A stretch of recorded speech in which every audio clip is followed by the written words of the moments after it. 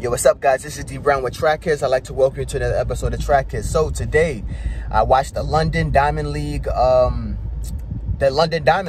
it was such a tremendous event. We had so many different events that were the precursor to the Olympic trials. I think it's one of the last meets before the Olympic trials, actually. Or excuse me, Olympic Games, not the trials, Olympic Games.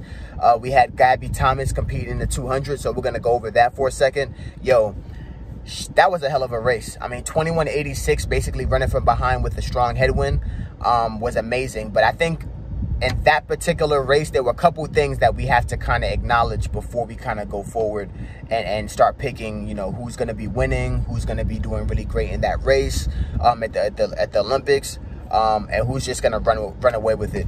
So before this race even started, and I saw Gabby Thomas lining up for this race, I was thinking like, I'm curious how she's going to run, because traditionally before she runs some of her biggest or best races, she has like a real like rust buster kind of race beforehand. So like her pattern that I've been observing for the past couple years is that, let's say before she runs that 21.5 or 21.6 that she does at the Olympic trials or USA championships, she'll run like a 22.5 or 22.2, like a kind of practice effort race kind of beforehand, kind of like her legs are loaded up, and her coach maybe says, hey, I want a strong effort today, maybe like 90%, and that's the kind of effort that she gives. Either that, or there may be something specific that they're working on in their race. So when I was looking at this race, I didn't think it was going to be the typical like run as fast as you can and run away with a good time. I thought that it was going to be one of those things like, hey, we're working on something very specific and we want to see if we can execute it properly. So, excuse me, long ass day. But yeah, anyway, I think that was the biggest thing that I was looking for. Like, hey, what is specifically that she's working on? Who's in the race? And when I saw Dina Asher-Smith in the race and Julian Alfred in the race, who are both extreme accelerators, right? They're really strong in the first 60. I had a feeling that I wonder if she's gonna play cat and mouse with them. Gabby Thomas isn't known for like having a really good acceleration. It's an average acceleration when you think about some of her competitors in the 200, but she is very strong, has a PR of 49.5, probably can split a nice 48 or even 47 if she, I mean, this is a young lady who's running 21.5, speed endurance is on point. And one thing I know is that when your 400 is on point and your 100 is on point and you have a really good race model for your 200 and you can handle the curve, that last 100 meters is tough to beat. So yeah, that's what I was looking for, and lo and behold, that's what showed.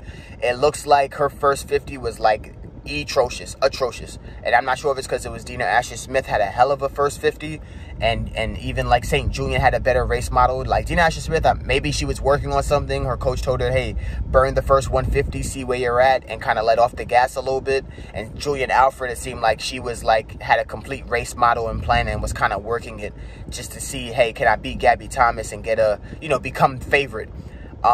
Gabby Thomas just looks like her first 50, she was just kind of rolling into it's like she was doing a flying 150, because after that first 50, she got into position along with Julian Alfred, and they fought that last 50 meters to the line. And I didn't know that Gabby Thomas was going to actually walk away with it until she actually walked away with it in those last couple meters. So, I mean, 21.8 into a negative headwind with that kind of race distribution is really impressive. And I think maybe that's what she was working on. I have a feeling that these Olympic trials are going to be a lot of upsets, to be honest. I mean, between Shericka Jackson, dealing with that hamstring issue, and it's going to be questionable what kind of shape that she's in. She hasn't run 21 yet. I don't think she's run 21 yet. And last year she was hit the ground running. She was running 21 around this time already. So not sure if she's going to be running 21 yet. I'm not even sure if she's going to be, in that 100 meter shape that she needs to be of like 10.7, 10.6 like she was last year. We have Gabby Thomas, obviously. We have, Julian Alfred. We have Dina Asher-Smith. We have, so many athletes that are running on the cusp of that 21. And I'm really just curious to see who's actually going to be medaling. It's not going to be as clear cut as it was last year. So, but yeah, that 200 meters definitely impressed me. That last 150 definitely impressed me from Gabby Thomas.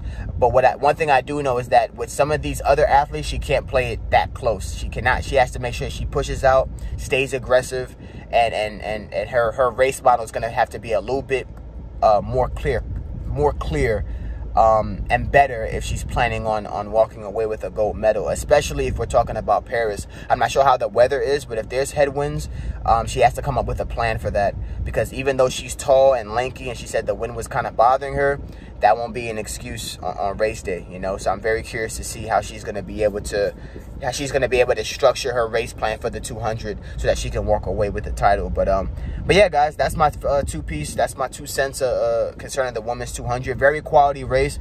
Dina Asher-Smith walked away with a season's best, 22.02. Jenna Prandini was in the back. I was expecting her to do a little bit better, but I think she was in lane 2.